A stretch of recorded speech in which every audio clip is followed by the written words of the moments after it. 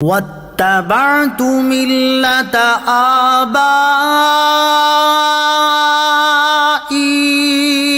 إبراهيم وإسحاق ويعقوب ما كان لنا أن نشرك بالله من شيء ذلك من فضل الله علينا وعلى الناس ولكن أكثر الناس لا يشكرون۔ ترجمہ: اور میں نے اپنے باپ دادا ابراہیم اور اسحاق اور یعقوب کے دین ہی کی پیروی کی۔ ہمارے لیے ہرگز جائز نہیں کہ ہم کسی چیز کو اللہ کا شریک ٹھہرائیں، یہ ہم پر اور لوگوں پر اللہ کا ایک فضل ہے، مگر اکثر لوگ شکر نہیں کرتے۔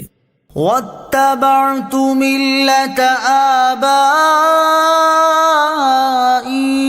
اور میں نے اپنے باپ دادا کا دین اختیار کیا۔ تفسیر صراط الجنان میں ہے، حضرت یوسف علیہ السلام نے اپنے معجزے کا اظہار فرمانے کے بعد یہ بھی ظاہر فرما دیا کہ آپ خاندان نبوت سے ہیں اور آپ کے آباء و اجداد انبیاء علیہ السلام ہیں جن کا بلند مرتبہ دنیا میں مشہور ہے۔ اس سے آپ علیہ السلام کا مقصد یہ تھا کہ سننے والے آپ کی دعوت قبول کریں اور آپ کی ہدایت مانیں، اور فرمایا کہ ہمارے لیے ہرگز جائز نہیں کہ ہم کسی چیز کو اللہ تبارک و تعالی کا شریک ٹھہرائیں، نیز توحید اختیار کرنا اور شرک سے بچنا ہم پر اور لوگوں پر اللہ تعالیٰ کا ایک فضل ہے، مگر اکثر لوگ ان نعمتوں پر شکر نہیں کرتے جو اللہ تعالیٰ نے انہیں عطا کی ہیں، اور ان کی ناشکری یہ ہے کہ وہ اللہ عز و جل کی عبادت بجا نہیں لاتے اور مخلوق پرستی کرتے ہیں۔ یا صاحبی السجن اارباب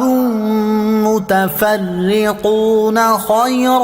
ام اللہ الواحد القہار۔ ترجمہ: اے میرے قید خانے کے دونوں ساتھیوں، کیا جدا جدا رب اچھے ہیں یا ایک اللہ جو سب پر غالب ہے؟ یا صاحبی السجن، اے میرے قید خانے کے دونوں ساتھیوں۔ تفسیر صراط الجنان میں ہے، حضرت یوسف علیہ السلام نے اپنے قید خانے کے ساتھیوں سے فرمایا کہ کیا جدا جدا رب جیسا کہ بت پرستوں نے بنا رکھے ہیں کہ کوئی سونے کا، کوئی چاندی کا، کوئی تانبے کا، کوئی لوہے کا، کوئی لکڑی کا، کوئی پتھر کا، کوئی اور کسی چیز کا، کوئی چھوٹا کوئی بڑا، مگر سب کے سب نکمے، بیکار، نہ نفع دے سکے نہ ضرر پہنچا سکیں۔ ایسے جھوٹے معبود اچھے ہیں یا ایک اللہ تعالی جو سب پر غالب ہے کہ نہ کوئی اس کا مقابل ہو سکتا ہے، نہ اس کے حکم میں دخل دے سکتا ہے، نہ اس کا کوئی شریک ہے نہ نظیر، سب پر اس کا حکم جاری اور سب اس کی ملک میں ہیں۔ تبلیغ میں الفاظ نرم اور دلائل مضبوط استعمال کرنے چاہیے۔ اس آیت سے معلوم ہوا کہ تبلیغ میں الفاظ نرم اور دلائل قوی استعمال کرنے چاہیے، جیسے حضرت یوسف علیہ السلام نے نرم الفاظ کے ساتھ ان دو افراد کو اسلام قبول کرنے کی طرف مائل کیا۔ ما تعبدون من دونه الا اسماء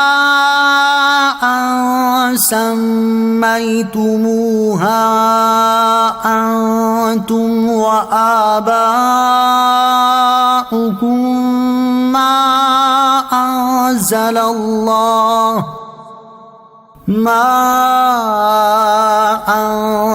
الله بها من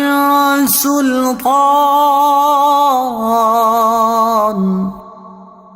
ان الحكم الا لله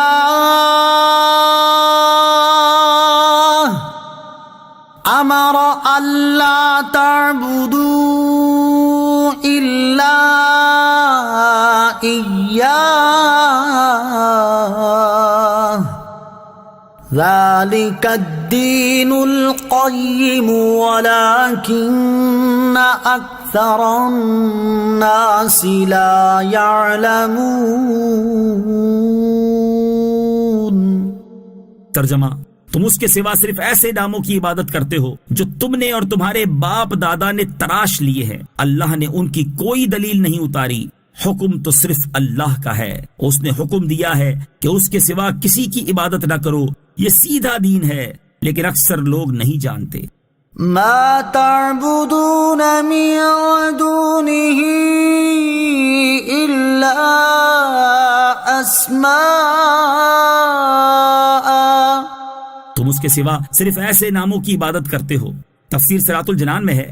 جب حضرت یوسف علیہ السلام نے ان قیدیوں کو جدا جدا خداؤں کے فساد پر آگاہ کیا تو ان کے سامنے بیان کیا کہ ان بتوں کا معبود ہونا دور کی بات ہے، ان کی تو اپنی کوئی حقیقت ہی نہیں۔ چنانچہ فرمایا کہ تم اللہ تعالیٰ کے سوا صرف ایسے ناموں کی عبادت کرتے ہو جو تم نے اور تمہارے باپ دادا نے اپنی جہالت اور گمراہی کی وجہ سے تراش لیے ہیں۔ خارج میں ان کا کوئی وجود ہی نہیں کہ وہ ان ناموں کے مصداق قرار پائیں۔ تم جن کی عبادت کرتے ہو اللہ عز و جل نے ان کے درست ہونے پر کوئی دلیل نہیں اتاری۔ حقیقت یہ ہے کہ اللہ تعالیٰ ہی معبود ہے اور بتوں کی عبادت کرنے کا اللہ تعالیٰ نے حکم نہیں دیا، بلکہ اللہ عز و جل کا حکم وہ ہے جو اس نے اپنے انبیاء کرام علیہ الصلوۃ والسلام کے ذریعے دیا کہ اللہ کے سوا کسی کی عبادت نہ کرو، اور یہی عقل مندی کا تقاضا بھی ہے۔ اللہ تعالیٰ کا عبادت کے لیے خاص ہونا ہی سیدھا دین ہے، لیکن اکثر لوگ دلائل سے جہالت کی وجہ سے نہیں جانتے کہ یہی سیدھا دین ہے، اور وہ فرضی ناموں کی پوجا میں لگے ہوئے ہیں۔